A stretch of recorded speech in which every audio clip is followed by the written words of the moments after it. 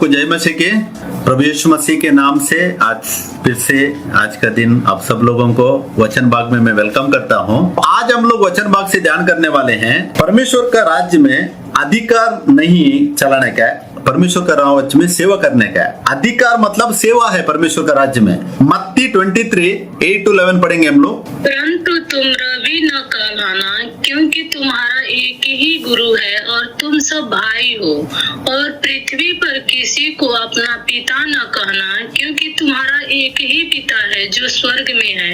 और स्वामी भी न कहना, क्योंकि तुम्हारा एक ही स्वामी है अर्थात मसीह। जो तुम में बड़ा हो वो तुम्हारे सेवक बने। आमीन आमीन आमीन। ये वचन यीशु मसीह ने कहा था, किसको था? कलीसिया के लिए कहा था, मतलब हमारे लिए कहा था। जब ये चेले लोग थे, इधर ये 23 चैप्टर आप लोग पढ़िए, इधर शास्त्री फरीसी लोगों का कंपैरिजन प्रभु यीशु मसीह कलीसिया के साथ कर रहे हैं, बोल रहे हैं। लेकिन अभी देखो वो शास्त्री फरीसी का जो सिस्टम था वो सेम सिस्टम अभी आप लोगों को सब जगह में देखने के लिए मिलता है। लेकिन इसका मतलब क्या है कि प्रभु यीशु का वचन का उल्लंघन, अभी प्रभु यीशु का वचन का उल्लंघन करेगा तो उधर प्रभु यीशु रह सकते हैं, प्रभु यीशु मसीह नहीं रह सकते हैं। क्योंकि परमेश्वर का वचन को लेके आगे बढ़ना ही परमेश्वर की महिमा होती है, स्तुति होती है। फर्स्ट थिंग, अभी देखो सब लोग प्रभु की आराधना करते हैं तो सब लोग स्तुति करते हैं, लेकिन परमेश्वर फर्स्ट चाहता है कि उसका वचन का इज्जत करने के लिए वो चाहते हैं। तो इधर यीशु मसीह उनके जैसा नहीं होने के लिए इधर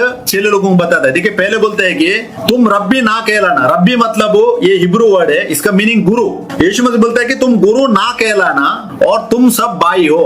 अभी देखो गुरु कलीसिया में आप लोग जिधर भी इकट्ठा होते हैं उधर एक बार घूम कर देखो, क्या वो लोग अपने आप को गुरु बोलकर नहीं दिखाते हैं? दिखाते हैं, लेकिन ये नहीं करने का वही बोल रहा है वचन। क्योंकि हमारा जो स्थिति है हम सब एक है, हमारी सेवकाई अलग है। सेवकाई प्रभु की महिमा होता है उसके लिए।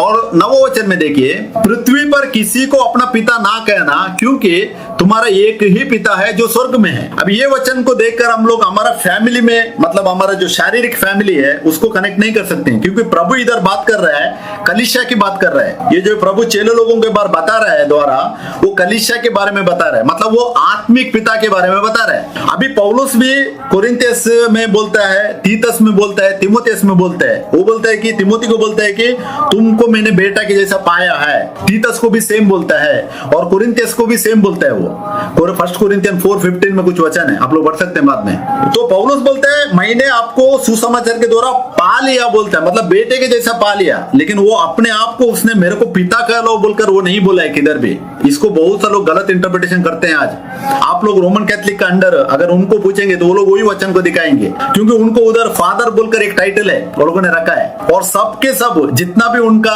वो टेंपल बना के वो लोग रखा है, सब जगह में एक एक फादर बैठता है। देखिए वचन का उल्लंघन मैं आपको दिखा रहा हूं, वचन का उल्लंघन नहीं करने का हम लोग। हमको इस दुनिया में कोई भी दर्जा नहीं मांगता है। क्यों नहीं मांगता है? कि हमारा जो परमेश्वर है, दुनिया बनाने वाला परमेश्वर दास रूपन करके इस दुनिया में आया है। अगर आपको फिलिपी हो उसका 2 का 1 से नीचे पढ़ो, उधर मालूम पड़ता है। उधर वचन क्लियरली पौलुस बताता है कि दुनिया बनाने वाला परमेश्वर दास रूप कर अपने आप को उसने खत्म किया, बोलता है। आज हम लोग उसकी सेवा करने वाले लोग उसी का मार्गों पे अगर नहीं चलेंगे तो हम लोग कैसे उसकी सेवा कर सकते हैं? मतलब उसका वचन का उल्लंघन कर अगर हम लोग ये पूरा करेंगे तो हम परमेश्वर की सेवा नहीं कर रहे हैं। तो इधर परमेश्वर का राज्य में किसी को पिता ना कहलाना, क्योंकि हमारा एक ही पिता है। आप लोग हेब्रेयु 12वां चैप्टर 9वां वचन में पढ़ सकते हैं। वो पिता ही हमारा प्रभु यीशु मसीह है जो स्वर्ग में है। अभी किधर है? स्वर्ग मतलब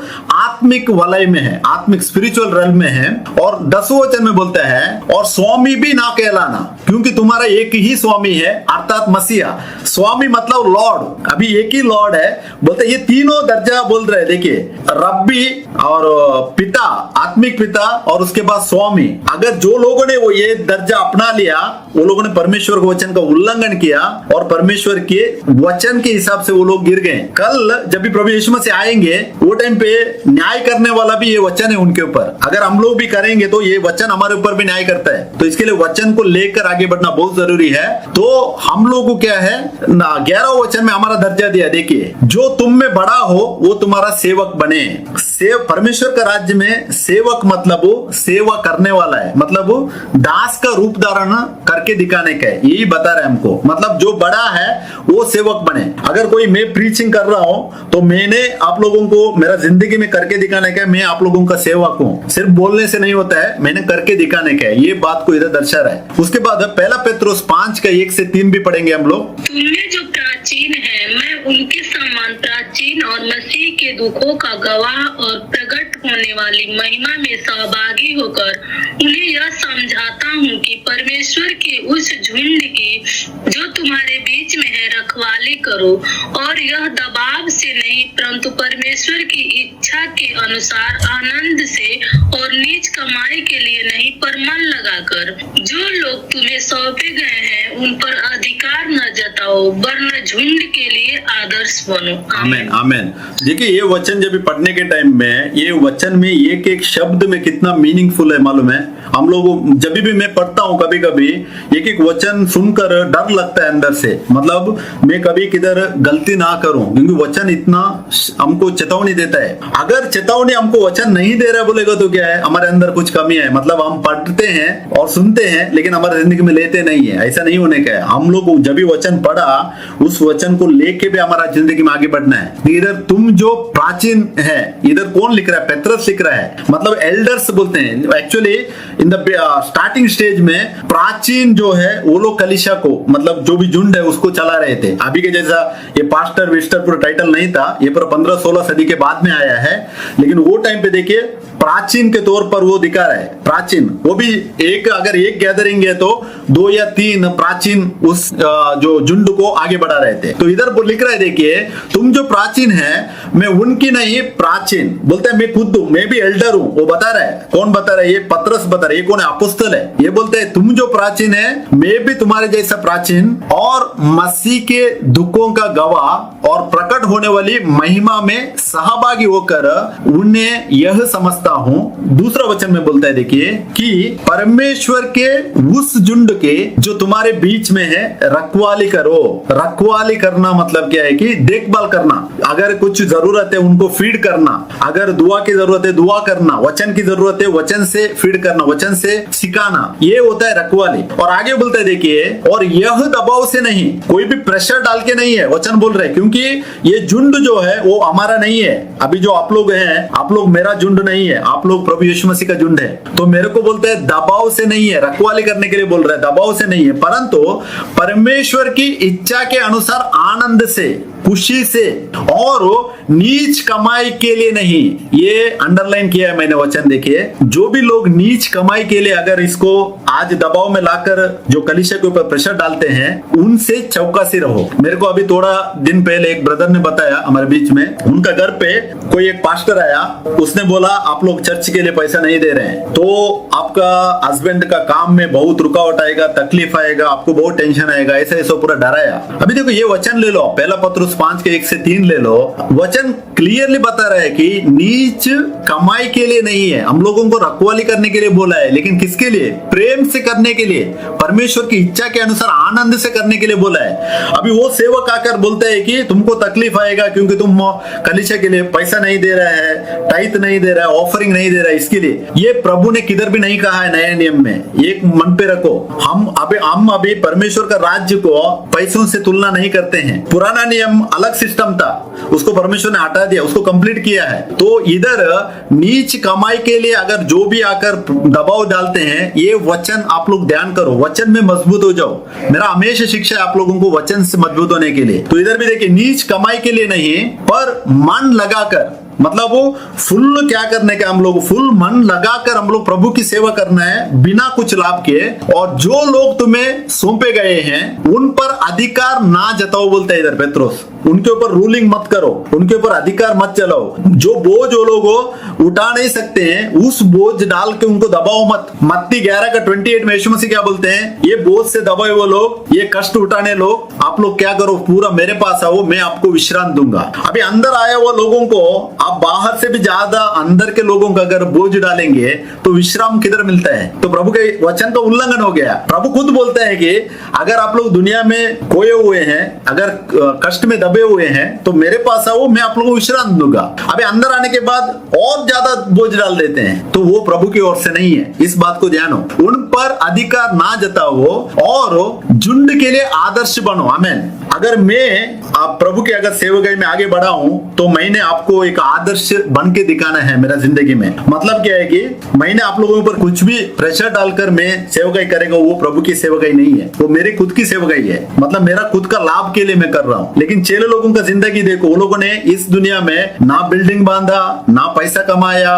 ना दौलत बांधा, ना प्रॉपर्टी ली, वो लोगों ने कुछ भी नहीं किया है। लेकिन वो लोगों ने अपने आप को खत्म किया। मैंने लास्ट वीक भी एक बार हम लोग ब्रदर वचन दे रहे थे, वो टाइम पे भी बोला, पौलुस लास्ट में मरने के टाइम में जब ये 2 तीमुथियुस 4वां चैप्टर में वो बोलता है कि मेरा वो ब्लैंकेट आप लेके आओ। उसका जब भी वो गया इस दुनिया छोड़कर, पौलुस का प्रॉपर्टी था सिर्फ वो एक ब्लैंकेट, वो जो ठंडी में अपने आप को कवर करने के लिए रखा था। ऐसा वाला सेवकाई प्रभु के लिए बिना स्वार्थ का सेवकाई किया है। लेकिन मैं वो सब पढ़ने के टाइम में ना मेरे अंदर भी बहुत सा ये अच्छा एनकरेज मिलता है। जब भी पौलुस का मैं जिंदगी स्टडी करता हूँ बहुत एनकरेज मिलता है। और आज का मैं प्रीचर लोग कंपेयर करके देखता हूँ कितना बोझ डाल के रखे हुए हैं लोगों के ऊपर। ये गलत है, क्योंकि वचन बोलते हैं कि झुंड के लिए हम आदर्श बनने का है। आप लोगों सबके लिए हम आदर्श जिंदगी दिखाने का है। ये प्रभु ने हमको करने के लिए बुलाया।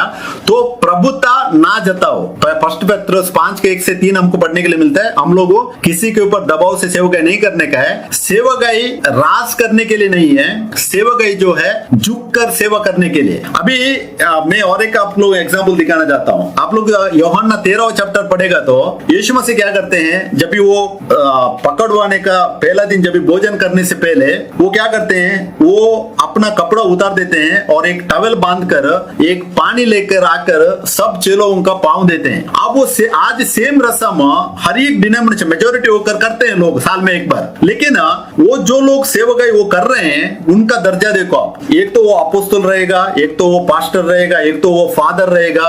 ऐसा बड़ा बड़ा दर्जा में पूरा साल वो बैठ के रहते हैं उनके ऊपर। लेकिन वो एक दिन साल में एक दिन उतर के आते हैं, वो अपने आप को हम लोगों कम किया बोलकर दिखाने के लिए, मतलब क्या दिखाने के लिए, किसी यीशु ने किया बोलकर दिखाने के लिए आकर वो लोग पैर धोते हैं। लेकिन उसका सच्ची मीनिंग क्या है हम समझने का है। उसका सच्चा मीनिंग ये है कि हमारे जिंदगी भर हम लोग अगर हम लोग सेवकाई कर रहे हैं, अपने आप को हम लोग झुकाकर हम लोग करके दिखाने काम में, वो रस्म करने के लिए नहीं है। अगर प्रभु का महिमा कभी होता है मालूम है, हमारा डे बाय डे जो लाइफ है उसमें एक्टिविटीज के द्वारा होता है। हम लोग रोज हमारा जिंदगी वो जी कर दिखाने का है, तभी प्रभु की महिमा होता है। तो इसके लिए सेवकाई जो है झुक कर सेवा करने के लिए, ये साल में एक बार दिखाने के लिए नहीं है। अभी परसों ईस्टर हो गया, वो थर्सडे का दिन ये सेवकाई सब ज्यादा करके डिनोमिनेशन में करते हैं। लेकिन साल में एक बार क्या करते हैं, अपने आप को नीचे दिखाते हैं कि हम हो गए, नीचे आ गए बोलकर। ये करने के लिए प्रभु ने नहीं बोला है। तो परमेश्वर के राज्य में ऊंचाई मतलब क्या है, नम्रता है। ये हम लोग ध्यान करने का पहले, परमेश्वर का राज्य में अगर हम ऊंचा दर्जा में है बोलेगा तो नम्र बनकर दिखाने का, यही परमेश्वर का राज्य का अच्छा लक्षण है, गुण है। तो व्यक्तिगत लाभ के लिए हम लोगों कुछ भी नहीं करना चाहिए। 1 कोरिन्थियस 12:7 वचन में हम लोगों ने पढ़ा था कि किंतु सबके लाभ पहुंचाने के लिए हर एक को आत्मा का प्रकाश दिया जाता है। वचन बोलता है जो गिफ्ट था, ये जो 1 कोरिन्थियस 12:7 का नीचे पढ़ेंगे तो हम लोग 9 गिफ्ट के बारे में लिखा हुआ है। उसमें सब 9 गिफ्ट का जो गिफ्ट है, वरदान है, उसका वो स्टार्ट करने से पहले 7वां वचन में पौलुस बोलते हैं इधर सबके लाभ पहुंचाने के लिए हर एक को आत्मा का प्रकाश दिया जाता है। मतलब वो आपका बेनिफिट, मेरा बेनिफिट, हम सब लोगों का बेनिफिट होने के लिए वो गिफ्ट दिया गया हुआ है कलीसिया के लिए। मतलब हमारे बीच में प्रभु देता है हमारे लाभ के लिए, मतलब हर एक का लाभ के लिए, एक का लाभ के लिए नहीं है। तो उसके बाद 1 पेट्रोस 4:10 विशिष्ट पढ़िए, 1 पीटर 4:10। जिसको जो वरदान मिला है वह उसे परमेश्वर के नाना प्रकार के अनुग्रह के भले भंडारियों के समान एक दूसरे की सेवा में लगाएं। आमेन आमेन। हेलो, देखिए, जिसको जो वरदान मिला है, अगर गिफ्ट मिला है, फॉर एग्जाम्पल अगर मेरे पास टीचिंग का गिफ्ट है तो मैंने क्या करना चाहिए, आप लोगों को भलाई के लिए वो गिफ्ट में यूज कर रहा हूँ, आप लोगों को वचन सिखाने के लिए। अगर मेरे पास झुंड को संभालने का गिफ्ट है तो मैंने वो अच्छे से प्रेम से चलाने के लिए यूज करने का है। अगर मेरे पास कुछ हीलिंग का गिफ्ट दिया है परमेश्वर ने, सोचिए, तो मैंने क्या करना है, प्रेयर कर कर फ्रीली आप लोगों को हीलिंग मिलने के लिए मैं दुआ करके उसको देने का है। जो कुछ भी हम लोग करते हैं परमेश्वर का राज्य में, हम बिना लाभ के करने का है, ये वचन हमको सिखाता है। व्यक्तिगत लाभ के लिए हम लोग नहीं करना चाहिए। अगर हम लोग व्यक्तिगत का लाभ के लिए किया तो हम लोगों ने परमेश्वर का वचन और परमेश्वर को सिस्टम को गलत इस्तेमाल किया, ऐसा हो जाता है। तो जिसके जो वरदान मिले हैं वह उसे परमेश्वर के नाना प्रकार के अनुग्रह के भले भंडारियों की नहीं, एक दूसरे की सेवा में लगाएं। ये कलीसिया के अंदर की सेवा है, एक दूसरे की सेवा के लिए हम लोग उसको यूज करने का है, व्यक्तिगत लाभ के लिए नहीं है। तो वरदान तुम्हारे लिए नहीं, दूसरों के लिए। अगर मेरे पास गिफ्ट है वो आपके लिए, मतलब लेकिन फ्री है, वो कुछ पैसा देकर नहीं है, फ्री देने का है। और सेवा का उद्देश्य जो है प्रभु का शरीर को बनाना, मतलब बनाना। अभी हम लोग वही आम का पेड़ लेगा तो हम लोग क्या करते हैं, उसको काना किधर देते हैं, उसको अगर पानी डालते हैं तो उसका जड़ में डालते हैं, लेकिन जब भी वो ग्रो होता है वो पूरा शरीर को क्या होता है, लाभदायक होता है उसमें। ऐसे ही है परमेश्वर का राज्य भी। तो इस बात को हम लोग जानने का है। और इसमें 6th पॉइंट आत्मा परीक्षा, मतलब हमारा सेल्फ हम लोग चेक करने का, अपने आप को, अपने आप से हम लोग पूछना चाहिए। पहला पॉइंट, क्या मैं सेवा कर रहा हूं या अधिकार जता रहा हूं, ये मेरे को ही मैंने पूछने का। अगर मैं सेवा ही कर रहा हूं तो ये मेरे लिए क्वेश्चन है पहले कि क्या मैं सेवा कर रहा हूं या अधिकार दिखा रहा हूं। दूसरा पॉइंट, क्या मैं लोगों को उठा रहा हूं या खुद को। अगर मैं खुद की बढ़ोतरी कर रहा हूं बैठकर तो भी मैं परमेश्वर का राज्य के लिए योग्य नहीं हूं। और क्या मैं मसीह को महिमा दे रहा हूं, क्वेश्चन मार्क। मेरा जो भी काम है उसमें हमारा प्रभु यीशु मसीह महिमा पाते हैं नहीं पाते हैं, उसको हम लोग ध्यान रखने का है। दूसरा कोरिन्थियों 13:5 पढ़ेंगे हम लोग। 2 कोरिन्थियन 13:5। अपने आप को परखो कि विश्वास में हो कि नहीं, अपने आप को जांचो, क्या तुम अपने विषय में यह नहीं जानते कि यीशु मसीह तुम में है, नहीं तो तुम जांच में निकम्मे निकले हो। आमीन आमीन। देखिए, हमारा जो टेस्टिंग है वचन हमको दिखा रहा है। अगर आप लोग ये वचन सही से समझ कर पढ़ेंगे ना, ये वचन जजमेंट करता है हर एक को। वचन क्या बोलते हैं, अपने आप को परखो। प्रभु यीशु मसीह बोल रहे हैं पौलुस के द्वारा, आप लोग है ना खुद अपने को परखो। कैसा परखो कि आप लोग विश्वास में है कि नहीं है, आप परखो। अगर आप लोग बोल रहे हैं त्रयेक परमेश्वर है तो सेम है, हो गया आपका कन्फेशन में, हो गया कि आप वचन में नहीं है। अगर आप बोल रहे हैं कि एक ही परमेश्वर है तो हो गया, आपके वचन में जांचा और आप लोग कन्फेस किया कि एक ही परमेश्वर है, जजमेंट उधर ही हो गया। उसके बाद देखिए आगे बोलते हैं अपने आप को जांचो। अभी पहला विश्वास के बारे में बोलते हैं परख को, उसके बाद आगे बोलते हैं कि अपने आप को जांचो, क्या तुम अपने विषय में यह नहीं जानते कि यीशु मसीह तुम में है, नहीं तो तुम निकम्मे निकले हो। अगर यीशु मसीह हम में है तो हम क्या है, परमेश्वर का संतान है। अगर यीशु मसीह हम में नहीं है तो क्या है, हम निकम्मे हैं। वचन बोल रहे हैं मैं नहीं है, सही है। मतलब क्या है कि अगर ये वचन मेरे में बना है तो ही मैं क्या करेगा, परमेश्वर का सेवक हूँ या परमेश्वर की सेवा कर रहा हूँ। अगर मेरे पास अंदर वचन ही नहीं बना है, मैं जो भी कर रहा हूँ मेरा व्यक्ति लाभ के लिए, मेरा फायदे के लिए, सब मेरे लिए कर रहा हूँ, तो वचन का मेरे पास न्याय हो गया कि मैं निकम्मा निकला। मैं बोलेगा, मैं आपको बोलेगा, ओ देखो यीशु ने ऐसा जिया, यीशु ने अपने आप को क्रूस में खत्म किया, यीशु ने अपना एक बूंद भी लहू नहीं छोड़ा, पूरा खत्म कर कर उसने साबित किया है। लेकिन जब भी वही यीशु को मैं जो प्रचार कर रहा हूँ, मेरा जिंदगी देखेगा तो आपको मालूम पड़ेगा क्या मेरे में यीशु है सच्चे में या नहीं है। आप लोग जान सकते हैं, यही जजमेंट है। इसके लिए बोलते हैं जब यीशु मसीह दूसरी बार आएंगे, वो जो ये होता है ना उठा लिया जाना, क्षण भर में होता है, बोलते हैं बाइबल। बोलता है जैसा जो बिजली एक साइड से निकल कर एक साइड निकल जाती है, क्षण भर में ऐसा बोलते हैं यीशु मसीह का आगमन में ऐसा होंगे। मतलब क्या, ये जो वचन है, वचन ही हमारे जिंदगी में अधिकार है, मतलब जजमेंट करेगा। तो परमेश्वर आकर हमारे ऊपर इसको चुनेगा, इसको चुनेगा, इसको चुनेगा, चुनेगा, ऐसा नहीं है। आप वचन ऑलरेडी हम लोग लेकर आगे बढ़ रहे हैं तो हमारे ऊपर जजमेंट हो गया। परमेश्वर क्या करेगा, उसके स्वर्गदूत आकर क्षण भर में इकट्ठा करने वाले लोगों को कैसा करते हैं, ये वचन के आधार पर यही जजमेंट है हमारा कलीसिया में। तो इसमें कंक्लूजन में देता हूं लास्ट में, देखिए हम सब मसीह में एक हैं, हम लोगों ने ध्यान किया। अभी बहुत से लोग क्या बोलते हैं, गलातियन 3:28 को लेकर सेवकाई की बात आ गई, तभी आजकल देख सकते हैं आप लोग बहुत से लेडीज पास्टर भी उठे हैं। लेकिन वो बात जानिए, सेवकाई में अलग अलग प्रकार के हैं, लेकिन हमको बाइबल का वचन में किधर भी एक लेडी जाकर प्रचार किया वो बाइबल में हमको नहीं पढ़ने के लिए मिलता है। तो अभी गलातियन 3:28 को यूज कर अगर एक लेडी आज प्रचार कर रही है तो वचन का उल्लंघन है, क्योंकि मैं और भी बहुत से वचन नहीं लिया मैंने। अभी पहला कोरिन्थियस आपको 14 का 30 से नीचे पड़ेगा तो पौलुस क्लियर बोलता है कि औरत प्रचार नहीं करने का है। अभी मसीहत में आने के टाइम में हम सब एक हैं, लेकिन सेवकाई करने के टाइम में औरत को कलीसिया के अंदर रुकावट दी है पौलुस के द्वारा। बोला है रुकावट क्यों दी है, क्योंकि आप लोग उत्पत्ति में जाएगा तो स्टार्टिंग फर्स्ट चैप्टर में हमको इसका आंसर मिलता है। जब भी शैतान आता है बहकाने के लिए, उसने आदम को नहीं बहकाया, वो जाकर हव्वा को बहकाता है, हव्वा के द्वारा आदम बहकाव में आ जाता है। तो इसके लिए वो एग्जाम्पल भी दिया है। आप लोग अगर पहला यूहन्ना 3 चैप्टर पढ़ेगा तो उधर यूहन्ना भी कंपैरिजन देकर बोलता है उधर आदम बहकाव में नहीं आया था, हव्वा आया था। अभी देखिए हम सब प्रभु यीशु मसीह में एक है, लेकिन सेवकाई आने के टाइम में अभी पौलुस के द्वारा 1 कोरिन्थियन 14 चैप्टर में, उसके बाद आप एफेसियन पढ़ो 5वां चैप्टर पढ़ो, कोलोसियन 3 चैप्टर पढ़ो, बाद में पहला तीमुथियुस 3 चैप्टर पढ़ो, 2 चैप्टर पढ़ो। उधर औरत को कलीसिया में ये जो कौन सा पास्टर के अभी जो है ना, पास्टर बोलकर अभी टाइटलिंग करते हैं, वो मतलब चरवाहा की सेवकाई करने के लिए किधर भी वचन हमको ये नहीं देता है, परमिशन नहीं देता है। लेकिन आज कलीसिया देखो आप लोग कितना सा जगह में लोग क्या करते हैं। आज अगर एक पास्टर है आपका पंजाब में, आप लोग देख सकते हैं बहुत बड़ा फेमस है, अभी हस्बैंड अपोस्तल है, उसकी औरत पास्टर है, लेकिन ये परमेश्वर का वचन का उल्लंघन है। मैं उनको पॉइंट आउट करने के लिए नहीं है, आप लोगों को दिखाने के लिए बता रहा हूं वो बात। आप लोग उसको समझो, जो आत्मा उधर काम कर रही है वो वचन से बाहर की आत्मा है, वचन में नहीं रहने वाला आत्मा।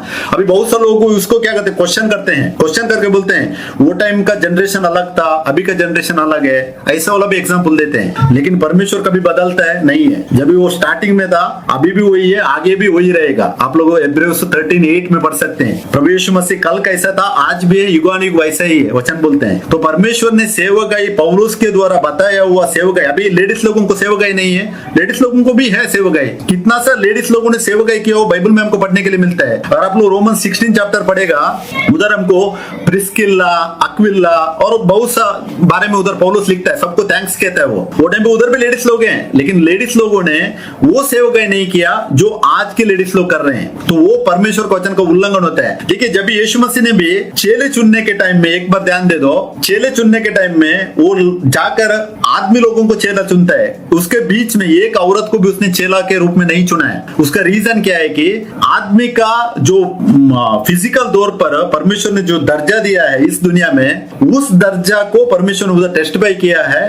और औरत आदमी से आया हुआ, और वो सब काम जैसा एक आदमी कर सकता है वो सेम हर एक काम औरत नहीं कर सकता है, उस बात को उसने उधर क्लियरली दिखाया हमको। तो यीशु मसीह के चेलों को देखने के टाइम में भी हमको एक औरत भी चेले को चुना हुआ नहीं दिखता है। तो इससे हम कुछ सीखने का है। हमारी समानता मसीह में एक है, नो डाउट है, लेकिन सेवकाई अलग अलग है। सेवकाई करने के टाइम में ये चरवा की सेवकाई होने दो या जो उपदेश करने की सेवकाई होने दो, औरत को बाइबल में दिया हुआ हमको किधर भी नहीं दिखता है। अगर कोई करेगा वो वचन का उल्लंघन है, वो परमेश्वर का वचन ही उनके ऊपर न्याय करने वाला है। मैंने बोला जब यीशु मसीह आने के टाइम में जब हम उठा लिए जाएंगे, क्षण भर में होने वाला घटना है।